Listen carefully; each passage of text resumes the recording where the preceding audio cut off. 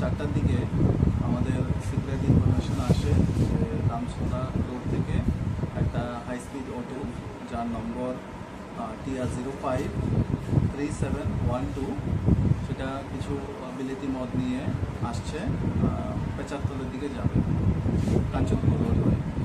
সেই মোতাবেক আমরা অ্যাম্বুসে বসি এবং আমরা অফিসার এসআই রাজীব অধিকারী এবং স্টাফ অটোটাকে আটক করে এবং চেকিংয়ে দেখা যায় 200 বোতল আসাম মেড পল্টু বিলেতি মদ ধরে নিয়ে আমরা।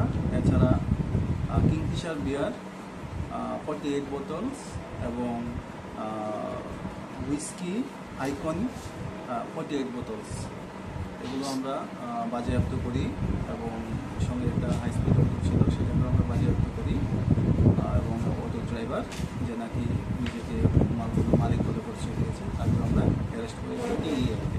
স্যার ওর নাম কি যাকে আপনি অ্যারেস্ট করেছেন? বিকাশ দেবনাথ। ওর বাড়ি পেচারতল। স্যার মালগুলো কি আসাম থেকে নিয়ে আসছিল?